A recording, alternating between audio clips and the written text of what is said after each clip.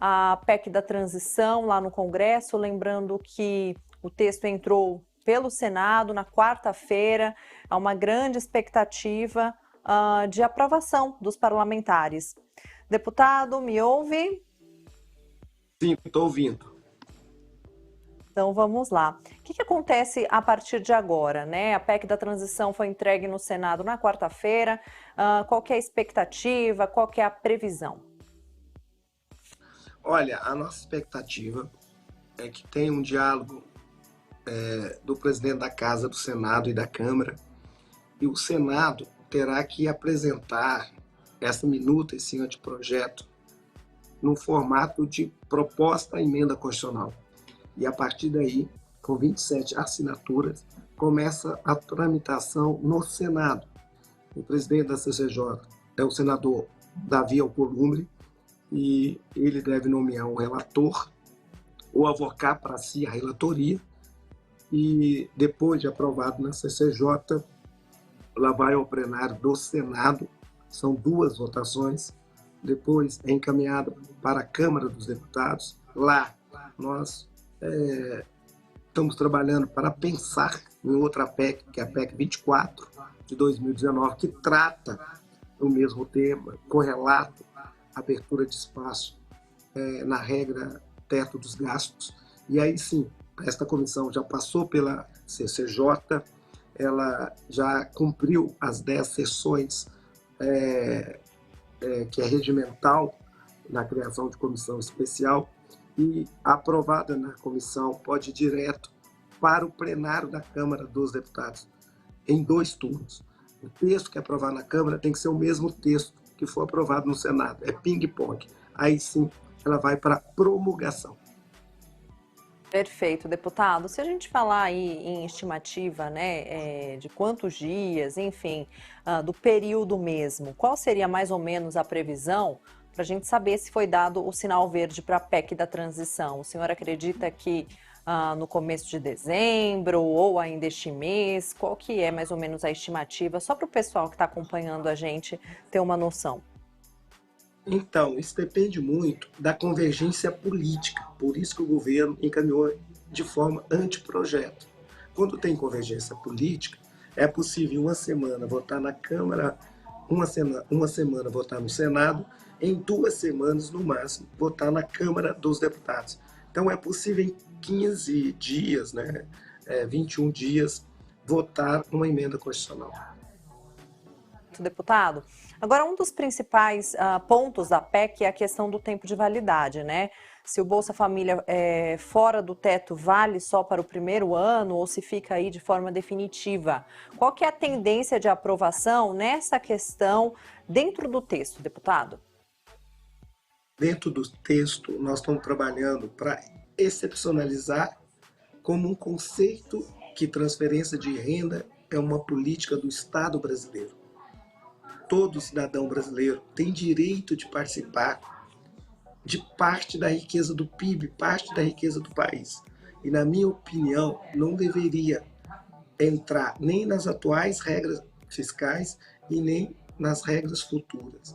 O nosso governo trabalha para fazer uma nova âncora fiscal, que seria unificar 3 regras que, na minha opinião, uma sobrepõe sobre a outra, que é a meta primária, que é o teto de gasto, que é também a regra de ouro. Então, de fato, a gente precisa apresentar no ano que vem uma nova âncora fiscal para o país, mais moderna, que tenha mais previsibilidade, que tenha mais credibilidade. Mas para isso é preciso que tenha sustentabilidade. Não adianta falar que defende o teto de gasto, como o ministro Paulo Guedes ou o próprio governo Bolsonaro, tendo em vista que ele, no 3º ano da regra fiscal, ela foi furada, né? Ou seja, houve uma quebra da regra em 2020, em 2021 e em 2022. Por quê?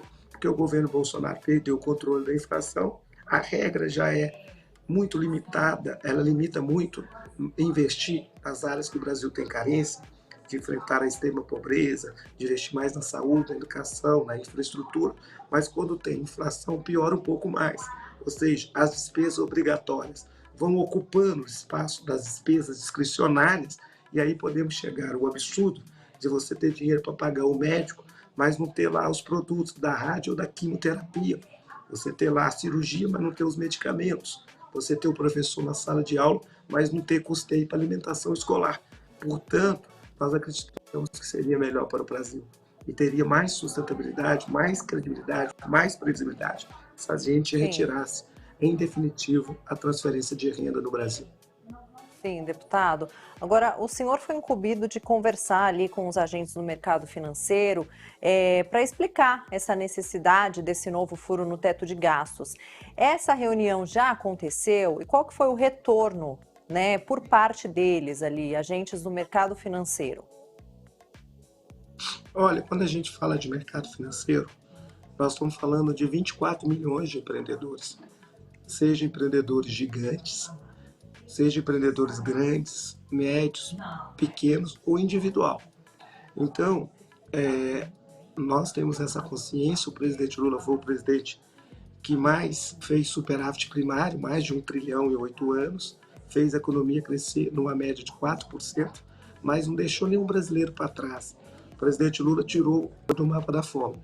Então, é evidente que nós temos sim compromisso com a responsabilidade. Então, qual é a nossa mensagem? É que é possível sim sinalizar nesta PEC alguns compromissos. Primeiro, revisitar as renúncias fiscais. O Brasil tem 500 bilhões de renúncia fiscal. Segundo, é possível sim rever contratos para dar mais eficiência, eliminar algumas despesas desnecessárias. Terceiro, nós podemos avançar no século XXI da inteligência artificial, um Estado mais eficiente, mais dinâmico, via um governo mais digital. Portanto, tem vários caminhos para a gente dar garantia que o nosso governo vai combinar a retomada do crescimento econômico com estabilidade fiscal para distribuir riqueza, porque sem estabilidade fiscal penaliza os mais pobres e não distribui riqueza. E a riqueza distribuída, ela é corroída pela inflação, inclusive quem mais paga a conta são os mais pobres e os trabalhadores e a classe média, que não tem proteção do seu salário. O seu salário fica desprotegido durante um ano até a próxima correção. E aí a sociedade toda perde, porque o PIB brasileiro, mais de 70%, é formado pelo consumo das famílias. E para ter Sim. crescimento numa economia com esse formato, precisa ter renda, precisa ter poder de Sim. compra da ampla maioria do povo brasileiro. Sim. Agora, deputado, como o senhor vê a formação da futura base de apoio ao novo governo? As movimentações apontam ali que pode haver aliança com União Brasil, PP, inclusive parte do PL, né, que deve rachar. Quando vamos ter essa noção mais exata? Eu acho que a partir da semana que vem, na quarta-feira, nós temos uma reunião com o Colégio de Líderes do Conselho Político dos 14 partidos que compõem a base do presidente Lula, e ali vai nascer o embrião para compor a mesa, as comissões e a base do governo do presidente Lula. Perfeito, deputado. Dá tempo ainda para a gente fazer mais uma? Então, para a gente encerrar, Eu estou deputado. numa... Tá, Sim. vamos lá que eu tenho um compromisso agora.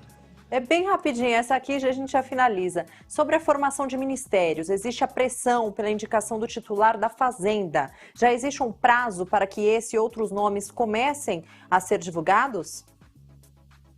Eu acredito que agora, a partir de segunda-feira, com o presidente Lula voltando ao país, eu acho que foi super positivo para mostrar um novo momento que o Brasil está vivendo. O presidente Lula hoje, ele consegue falar com vários países, fala com o mundo. Isso é fundamental para atrair credibilidade e novos investimentos externos no país.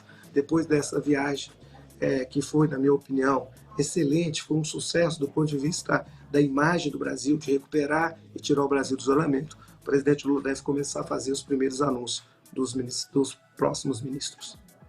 Obrigado. Perfeito. Muito obrigada, Reginaldo Lopes, líder do PT na Câmara. Obrigada, um ótimo trabalho. Eu que agradeço.